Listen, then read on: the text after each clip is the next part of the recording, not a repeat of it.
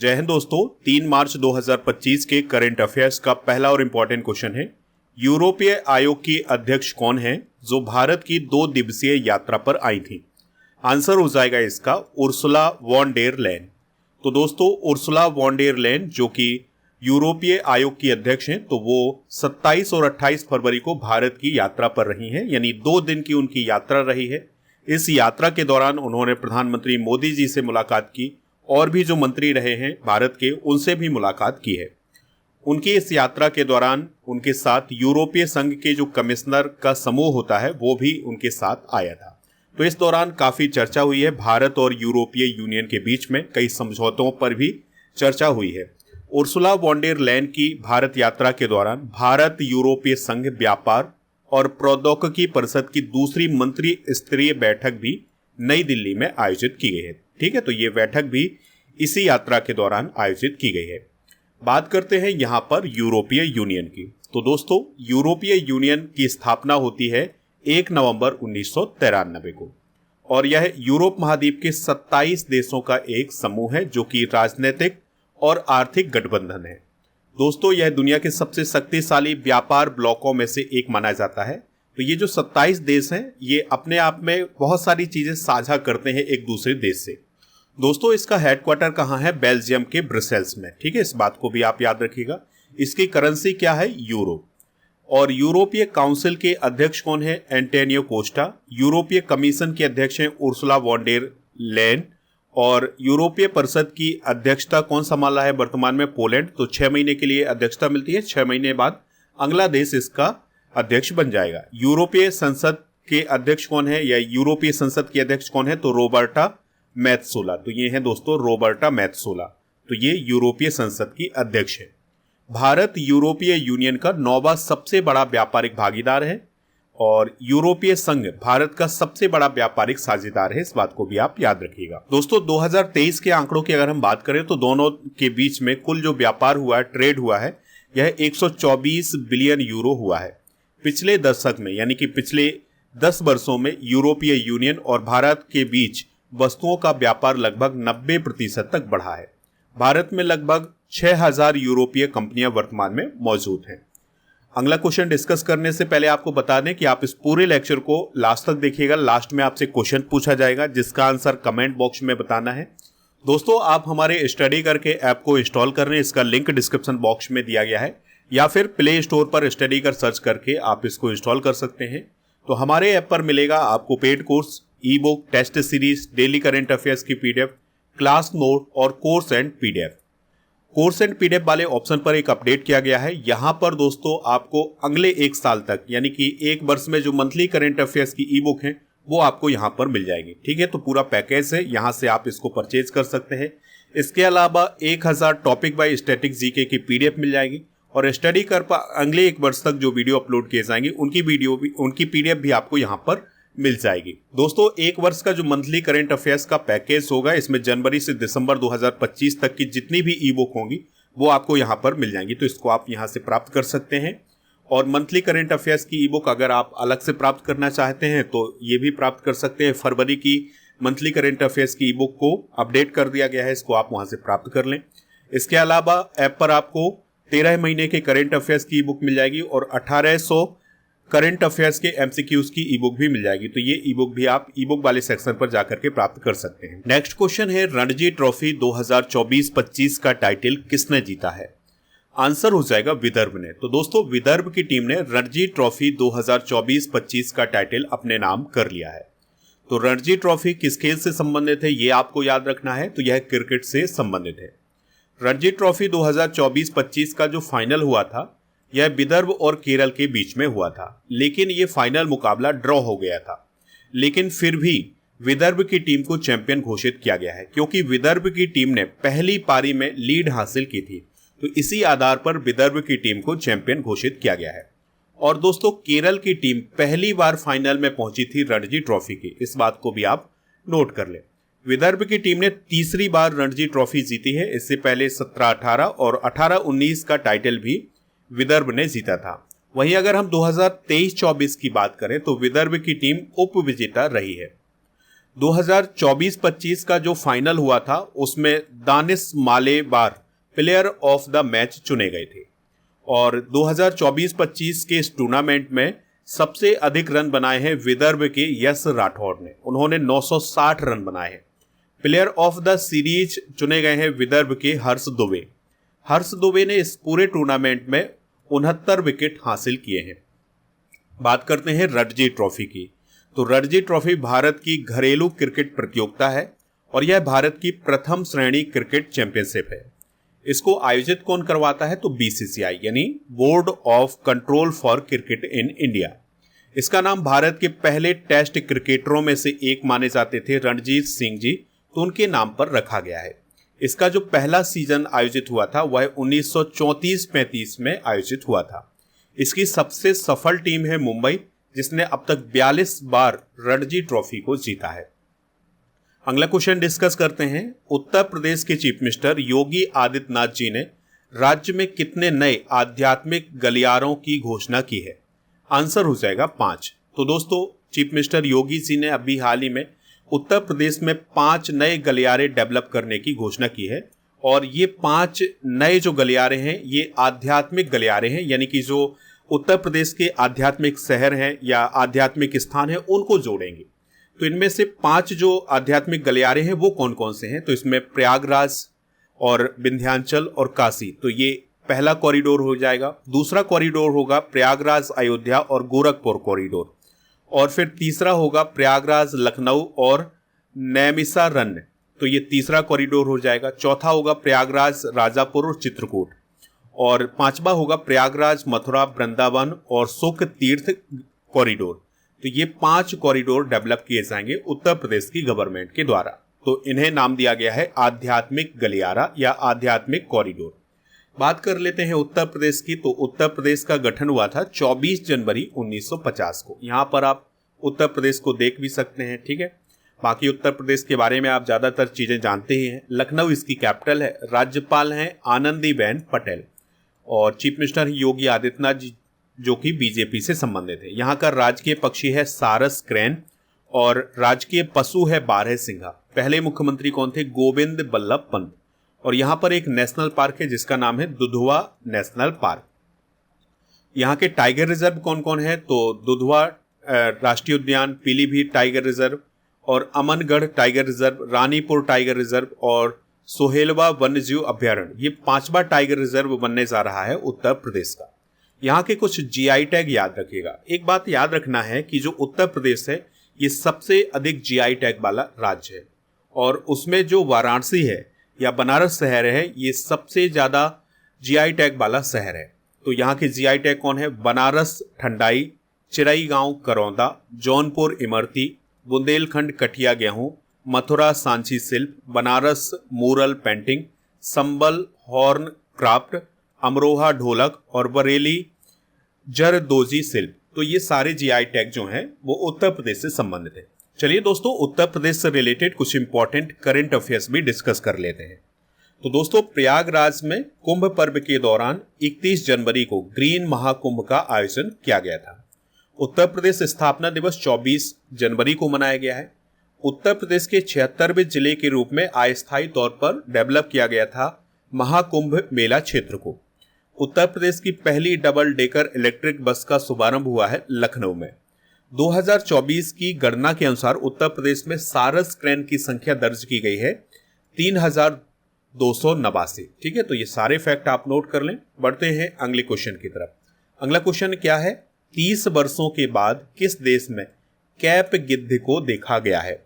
Answer हो जाएगा इसका साउथ अफ्रीका। तो दोस्तों, साउथ अफ्रीका देश में एक विशेष प्रकार का जो गिद्ध होता है वो देखा गया है, जो कि बहुत पुरानी प्रजाति मानी जाती है। तो इसको 30 सालों के बाद साउथ अफ्रीका में देखा गया है। तो साउथ अफ्रीका का जो पूर्वी कैप प्रांत है उसमें माउंटेन जेब्रा नेशनल पार्क के पास इस कैप गिद्ध को देखा गया है। ठीक है, ये जो गिद्ध आप देख पा रहे हैं यही कहलाता है कैप गिद्ध, जो कि भारी भरकम होता है और बहुत पुरानी प्रजाति मानी जाती है गिद्धों की। तो ये देखा गया है साउथ अफ्रीका में। ठीक है, तो ये साउथ अफ्रीका में तो पाया ही जाता है। इसके अलावा लेसोथो, बोत्सवाना और मोजाम्बिक देशों में भी पाया जाता है। तो बात करते हैं साउथ अफ्रीका की। तो अफ्रीका कॉन्टिनेंट के साउथ में स्थित है साउथ अफ्रीका।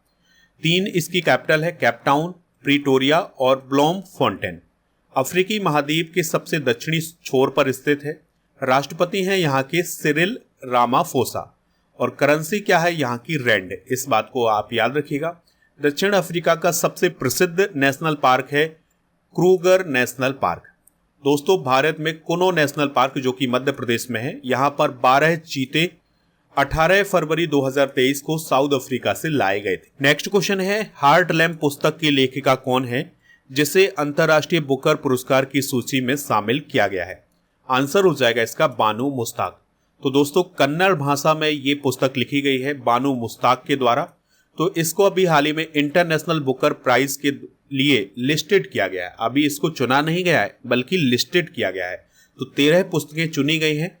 13 पुस्तकों में से एक पुस्तक कौन है? हार्ट लैम्प, जो कि बानू मुश्ताक जी के द्वारा लिखी गई है। ठीक है। और दोस्तों यह पुस्तक पहली कन्नड़ पुस्तक बन गई है जिसे अंतर्राष्ट्रीय बुकर पुरस्कार की सूची में लिस्टेड किया गया है। दोस्तों इस पुस्तक को दीपा भस्ती के द्वारा ट्रांसलेट किया गया है अंग्रेजी में। इस बात को भी आप नोट कर लें। बात करते हैं इंटरनेशनल बुकर प्राइज की। तो यह दुनिया भर के बेहतरीन अनुवादित उपन्यासों को दिया जाने वाला पुरस्कार होता है। यह पुरस्कार अंग्रेजी में अनुवादित और यूके या आयरलैंड में प्रकाशित होने वाले उपन्यासों को दिया जाता है। इस पुरस्कार की स्थापना 2005 में हुई थी। पहले इसे मैन बुकर इंटरनेशनल प्राइज बोला जाता था, लेकिन अब इसे इंटरनेशनल बुकर प्राइज बोला जाता है। इसके अंतर्गत 50,000 पाउंड की राशि दी जाती है। तो इसमें ये राशि लेखक और अनुवादक को बराबर बांटी जाती है। 2022 में भारत की गीतांजलि श्री को इंटरनेशनल बुकर प्राइज मिला था। 2024 में इंटरनेशनल बुकर प्राइज मिला था जर्मनी की लेखिका जेनी एरपेन वेक को। तो उनकी किताब कैरोस के लिए यह पुरस्कार उन्हें मिला था। अगला क्वेश्चन है, किस राज्य में पहला सहायक उत्पादन केंद्र स्थापित किया जाएगा? तो यह त्रिपुरा में स्थापित किया जाएगा। तो त्रिपुरा के सिपाहीजाला जिले में पूर्वा लक्ष्मी बिल में पहला सहायक उत्पादन केंद्र स्थापित किया जाएगा। और इसको स्थापित कौन करेगा? भारतीय कृत्रिम अंग निर्माण निगम।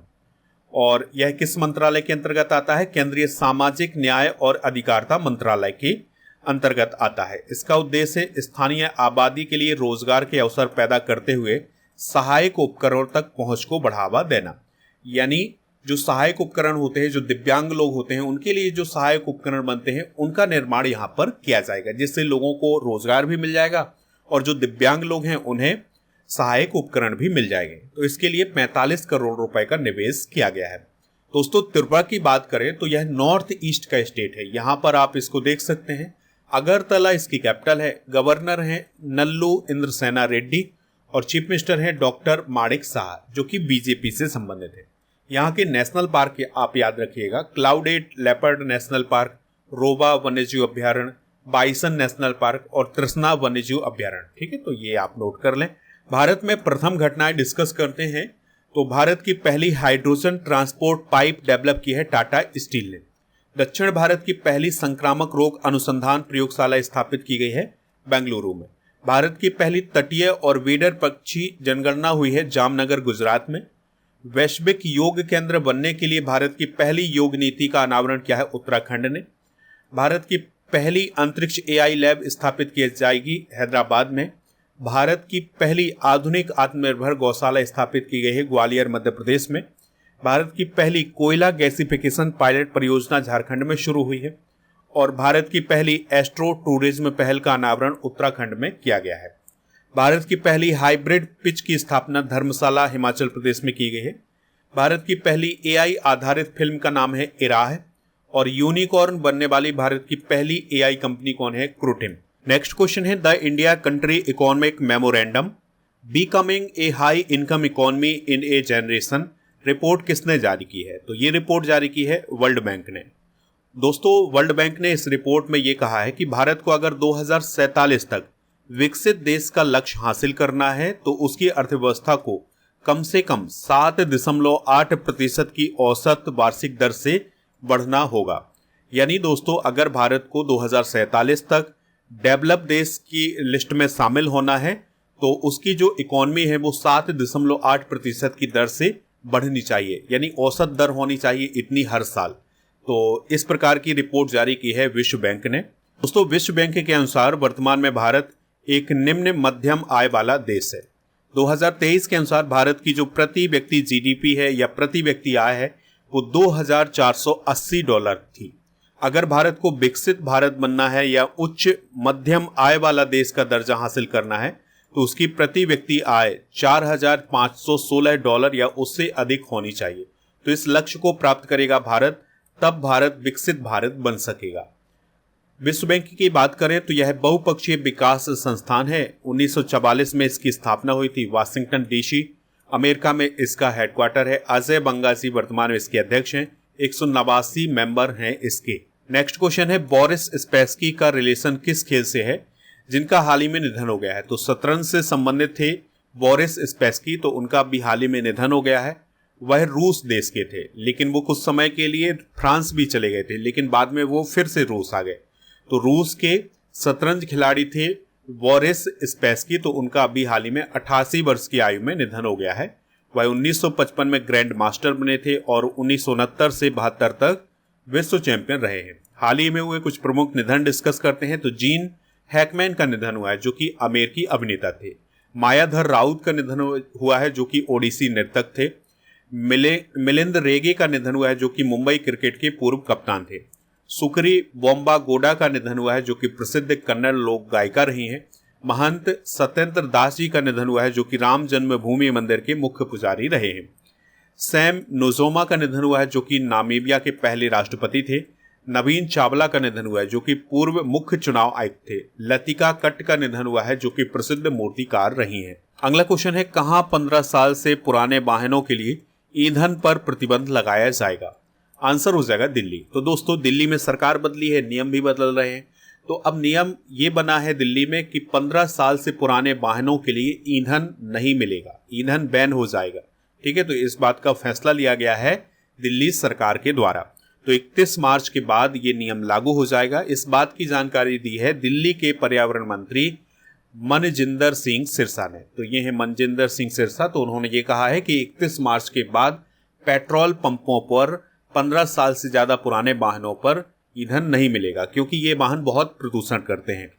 दोस्तों, दिल्ली की बात कर लेते हैं। तो दिल्ली देश का दिल है, राजधानी है इसकी नई दिल्ली। उपराज्यपाल हैं विनय कुमार सक्सेना, मुख्यमंत्री हैं रेखा गुप्ता जी जो कि बीजेपी से संबंधित है। तो 27 साल बाद बीजेपी की सरकार बनी है दिल्ली में। और दोस्तों, जो रेखा गुप्ता जी हैं यह दिल्ली की चौथी महिला मुख्यमंत्री हैं। तो पहली महिला मुख्यमंत्री कौन है दिल्ली की, ये आप कमेंट बॉक्स में बताएं। दिल्ली में विधानसभा की 70 सीटें हैं। यहाँ का साक्षरता दर या साक्षरता प्रतिशत है 86.34%। राजकीय पक्षी है गौरैया। और लोकसभा के 7 सदस्य चुने जाते हैं, राज्यसभा के 3। दिल्ली को विधिवत रूप से किसने बसाया था? तोमर राजपूतों ने। दिल्ली की लोकेशन आप यहाँ देख सकते हैं। नेक्स्ट क्वेश्चन है, अभ्यास डेजर्ट हंट 2025 का आयोजन कहाँ किया गया है? तो इसका आयोजन जोधपुर राजस्थान में किया गया है। और इसमें वायुसेना, भारतीय सेना और भारतीय नौसेना, ये तीनों सेनाएं इसमें शामिल हुई थी। ठीक है, तो इसमें तीनों सेनाओं के जो विशेष बल थे वो इसमें शामिल हुए थे। नेक्स्ट क्वेश्चन है, विश्व वन्य जीव दिवस किस दिन मनाया जाता है? तो दोस्तों, विश्व वन्य जीव दिवस मनाया जाता है 3 मार्च को। तो विश्व वन्य जीव दिवस को मनाने का उद्देश्य है कि जो वन्य जीव हैं उनके प्रति जागरूकता बढ़ाई जाए। दोस्तों, 1973 में 3 मार्च के दिन वन्य जीवों और वनस्पतियों की लुप्त प्राय प्रजातियों में अंतर्राष्ट्रीय व्यापार पर कन्वेंशन पर हस्ताक्षर किए गए थे। तो इसी घटना को याद करने के लिए 3 मार्च को विश्व वन्य जीव दिवस मनाया जाता है। 2025 की थीम क्या है? वन्य जीव संरक्षण, वित्त, लोगों और ग्रह में निवेश। ठीक है, तो ये थीम भी आप नोट कर लें। अब मार्च माह के कुछ प्रमुख दिवस डिस्कस करते हैं। तो 1 मार्च को सिविल लेखा दिवस, शून्य भेदभाव दिवस, विश्व नागरिक सुरक्षा दिवस और विश्व समुद्री घास दिवस मनाया गया है। 3 मार्च को तो विश्व वन्यजीव दिवस। 4 मार्च को कौन सा दिवस मनाया जाएगा? राष्ट्रीय सुरक्षा दिवस, यौन शोषण के खिलाफ लड़ाई का विश्व दिवस और अंतर्राष्ट्रीय निरस्त्रीकरण और अप्रसार जागरूकता दिवस 5 मार्च को मनाया जाएगा। तो दोस्तों, ये थे आज के करंट अफेयर्स के क्वेश्चन। आप हमारे टेलीग्राम चैनल को ज्वाइन कर सकते हैं। टेलीग्राम चैनल का नाम है स्टडी कर ऑफिशियल। दोस्तों अब हम कल के करंट अफेयर्स को रिवाइज करते हैं। सेबी के 11वें अध्यक्ष कौन बने हैं? तोहिन कांता पांडे। एडीबी के 11वें अध्यक्ष कौन बने हैं? मासातो कांडा। कौन सा युद्धपोत भारत का पहला जलमग्न संग्रहालय बनेगा? आईएनएस कुलदार। फ्लिपकार्ट की सुपर मनी ने हाल ही में किसका अधिग्रहण किया है? भारत एक्स। तीसरी साबा महिला चैंपियनशिप 2025 किसने जीती है? इंडिया। 9वां राष्ट्रीय स्वास्थ्य शिखर सम्मेलन 2025 का आयोजन कहाँ किया जा रहा है? पुरी, ओडिशा। जीन हैकमैन का निधन हो गया है। उन्हें किस वर्ष ऑस्कर पुरस्कार मिला था? 72 और 93 में। आधार सुशासन पोर्टल का शुभारंभ किस मंत्रालय ने किया है? इलेक्ट्रॉनिक्स और सूचना प्रौद्योगिकी मंत्रालय। अरुणाचल प्रदेश के न्योकोम येलो उत्सव किस जनजाति के द्वारा मनाया गया है? नीसी जनजाति। सशक्त भारत पत्रिका किस मंत्रालय की अर्धवार्षिक हिंदी पत्रिका है? इसके पहले संस्करण का हाल ही में विमोचन किसने किया है? किस मंत्रालय ने किया है? रक्षा मंत्रालय ने। अगला क्वेश्चन है 2024 में किस देश की जन्म दर रिकॉर्ड निचले स्तर पर पहुंच गई है? जापान। दोस्तों पिछले करंट अफेयर्स में एक मिस्टेक हो गई थी। हमने अप्रैल का क्वेश्चन पढ़ा दिया था, अप्रैल का दिवस बता दिया था कि 1 अप्रैल को कौन सा दिवस मनाया जाता है, तो ओडिशा या उत्कल दिवस मनाया जाता है। क्योंकि पीपीटी बनाते समय माइंड में ये रहा है कि अप्रैल का महीना आ गया जबकि मार्च का महीना आया था, तो इसलिए ये क्वेश्चन इंक्लूड हुआ था। फिर भी आप लोगों ने पढ़ा है, इसको आप नोट जरूर कर लें। दोस्तों आज के जनरल नॉलेज के पिटारे में हम डिस्कस करेंगे बायोस्फीयर रिजर्व। तो नीलगिरी बायोस्फीयर रिजर्व है तमिलनाडु, कर्नाटक, केरल में। 1986 में इसकी स्थापना हुई थी। नंदा देवी बायोस्फीयर रिजर्व है उत्तराखंड में। नौकरेक बायोस्फीयर रिजर्व है Meghalaya. Great Nicobar biosphere reserve है अंडमान निकोबार में। मन्नार की खाड़ी तमिलनाडु में। मानस है असम में। सुंदरबन है पश्चिम बंगाल में। सिमलीपाल है ओडिशा में। डिब्रू सैखोवा है असम में। देहांग दिवांग है असम में। पचमढ़ी है मध्य प्रदेश में। कंचनजंगा है सिक्किम में। अगस्तम मलाई है तमिलनाडु में। अचानकमार अमरकंटक है मध्य प्रदेश छत्तीसगढ़। कच्छ बायोस्फीयर रिजर्व है गुजरात में। कोल्ड डेजर्ट है हिमाचल प्रदेश। श्रीशैलम है आंध्र प्रदेश। और पन्ना बायोस्फीयर रिजर्व है मध्य प्रदेश में। तो लास्ट में कौन बना है? पन्ना बायोस्फीयर रिजर्व। और पहला कौन था इस बात को भी आप याद रखिएगा, नीलगिरी बायोस्फीयर रिजर्व। दोस्तों अब हम फरवरी के करंट अफेयर्स को रिवाइज करेंगे। CK Naidu life time achievement award 2025 किसे दिया गया है? Sachin Tendulkar. International space station पर जाने वाले पहले इंडियन कौन बनेंगे? शुभांशु शुक्ला। संसद में पेश किए गए आर्थिक सर्वेक्षण 2025 के अनुसार अप्रैल से दिसंबर 2024 के बीच महंगाई कितनी रही है? 4.9%। जनवरी 2025 में प्रयागराज के महाकुंभ में हुई भगदड़ की जांच के लिए जो कमेटी बनाई गई है, जो आयोग बनाया गया है, उसके अध्यक्ष कौन है? हर्ष कुमार। अंतरिक्ष में सबसे ज्यादा समय तक स्पेस वॉक करने वाली पहली महिला कौन बनी है? सुनीता विलियम्स। हाल ही में किस देश को मलेरिया मुक्त घोषित किया गया है? जॉर्जिया। इंडियन कोस्ट गार्ड दिवस कब मनाया जाता है? 1 फरवरी को। नेशनल गेम्स 2025 में 55 किलोग्राम वर्ग में बिंदिया रानी देवी ने वेट लिफ्टिंग में कौन सा मेडल जीता है? Gold. Indian renaissance the Modi decade पुस्तक को किसने लिखा है? अमित शाह। प्रथम रायसीना मध्य पूर्व सम्मेलन के मुख्य अतिथि के रूप में कौन शामिल हुए थे? Doctor S Jaishankar. कल के करंट अफेयर्स में आपसे पूछा गया था कि मुख्य चुनाव आयुक्त कौन बने हैं, तो ज्ञानेश कुमार। तो लगभग सभी लोगों ने इसका आंसर ज्ञानेश कुमार बताया हुआ है। अब आपके लिए क्वेश्चन है, वर्ल्ड बैंक का हेडक्वार्टर कहाँ है? जो भी इसका राइट आंसर हो कमेंट बॉक्स में आप जरूर बताएं। आपके लिए ऐप पर एक स्पेशल ऑफर है। अगर आप 2024 के करंट अफेयर्स की सारी ई बुक प्राप्त करना चाहते हैं, मंथली करंट अफेयर्स की सारी ई बुक प्राप्त करना चाहते हैं, तो आप जाएं और ई बुक वाले सेक्शन पर जाएंगे तो आपको 1 साल की कंप्लीट मंथली करंट अफेयर्स की ई बुक मिल जाएगी 299 रुपए में। तो हिंदी इंग्लिश दोनों मीडियम में है, तो इसको आप वहां से प्राप्त कर सकते हैं। आप हमारे व्हाट्सएप चैनल और इंस्टाग्राम पेज को फॉलो कर लें। डेली करंट अफेयर्स का टेस्ट दे सकते हैं, टेस्ट पास वाले ऑप्शन पर जाकर। ये सारी ई बुक आपको ऐप पर मिल जाएंगी, हिंदी इंग्लिश दोनों मीडियम में। तो ये जीके की ई बुक है। इसके अलावा टेस्ट पास भी मिल जाएगा ऐप पर। और ये जो कोर्स आपको दिखाई दे रहे हैं, ये सारे कोर्स आपको ऐप पर मिल जाएंगे। तो पेड कोर्स वाले ऑप्शन पर जाना होगा, ये सारे कोर्स आपको वहां पर उपलब्ध हैं, तो इनको आप प्राप्त कर सकते हैं।